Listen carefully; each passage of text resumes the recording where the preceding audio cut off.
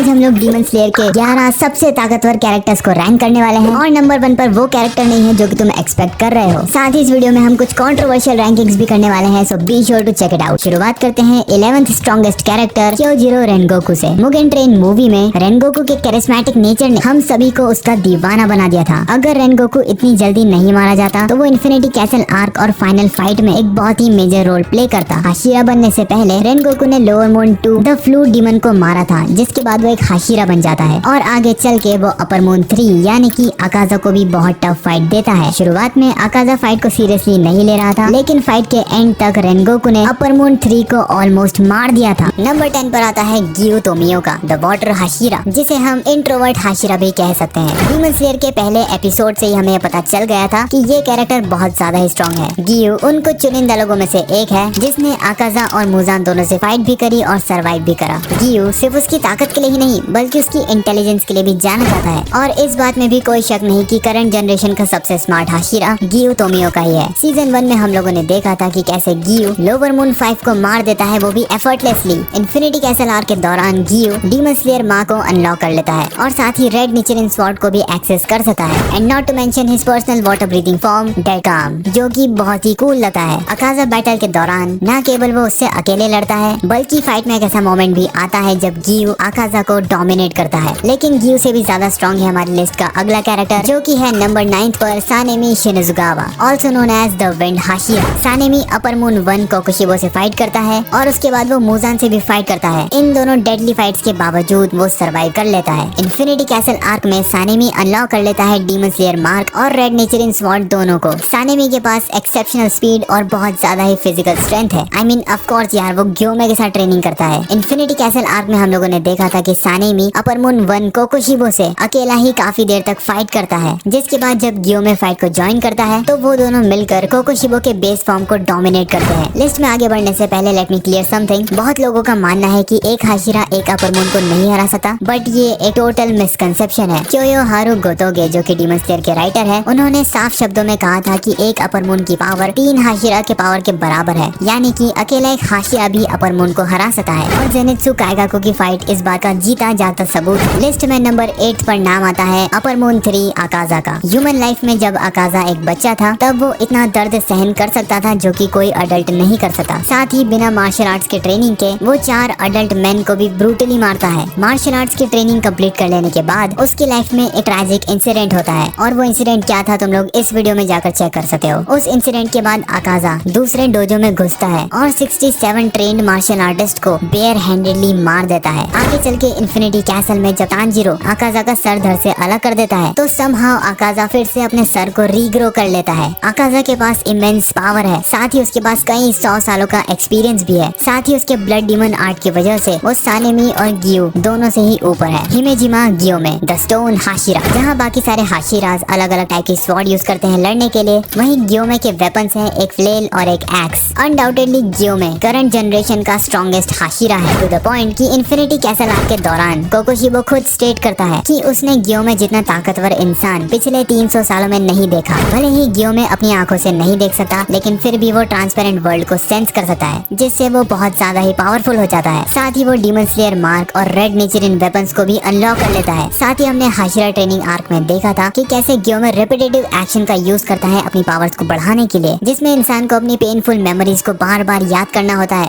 और उसी के थ्रू इंसान की पावर्स मैक्सिमम लेवल पर पहुंच जाती है। अगर अकाजा और गियोमे की फाइट हो तो बहुत ज्यादा चांसेस हैं कि गियोमे इस फाइट को जीत जाए, लेकिन गियोमे हमारी लिस्ट में अगले कैरेक्टर को नहीं हरा सका, जो कि है upper moon 2 Doma. In terms of physical power Doma Akaza से भी ज्यादा ताकतवर है। साथ ही उसका ब्लड डीमन आर्ट है आइस मैनिपुलेशन, जो कि बहुत ही स्ट्रॉन्ग पावर है। इन्फिनिटी कैसल आर्क में हम लोग देखते हैं कि वो शिनोबु को बिना किसी एफर्ट के मार देता है, बिल्कुल वैसे ही जैसे उसने शिनोबु की बड़ी बहन को मार दिया था, जिसके बाद वो इनोस्के और कानाओ दोनों को ही एक साथ हरा देता है एफर्टलेसली। और स्टोरी में इस पॉइंट तक वो दोनों ही हाशिरा लेवल पहुंच चुके थे। अगर तुमने मेरी ये वाली वीडियो देखी है तो तुम्हें डोमा का पूरा पास्ट पता होगा कि कैसे वो बचपन से ही एक ओल्ड हार्टेड बच्चा रहा है, जिसके पेरेंट्स उसके सामने लड़कर मर जाते हैं, लेकिन उसे कोई फर्क नहीं पड़ता। अगर शिनोबु का पॉइजन डोमा को नहीं मारता तो हम उसका फुल पोटेंशियल देख पाते, which is of course greater than Gyomei, लेकिन वो हमारे अगले कैरेक्टर से ज्यादा स्ट्रॉन्ग नहीं है। नंबर 5 पर आता है अपर मून 1 कोकुशिबो, जो कि obviously one of the strongest character है सीरीज का, क्योंकि वो रियल भाई है द गॉड हिमसेल्फ योरीची का। डीमन बनने से पहले कोकोशिबो बहुत ही स्ट्रॉन्ग डीमन स्लेयर था, जिसने अपना मार्क भी अनलॉक कर लिया था। तो अब कोकोशिबो के पास पावर्स का भंडार है। उसके पास डीमन स्लेयर मार्क है, ट्रांसपेरेंट वर्ल्ड वो एक्सेस कर सकता है, और वो मास्टर है second strongest breathing moon breathing का। और इस सब के अलावा वो ब्लड डीमन आर्ट को भी एक्सेस कर सकता है। अपने 500 साल के डीमन करियर में न जाने कितने डीमन स्लेयर को उसने मारा है। साथ ही उसके पास मुजान का सबसे ज्यादा ब्लड है, क्योंकि इतना सारा ब्लड सिर्फ कोकोशिबो ही हैंडल कर सकता है। कोकोशिबो इतना ज्यादा पावरफुल है कि डोमा और अकाजा साथ मिलकर भी कोकोशिबो को नहीं हरा सकते।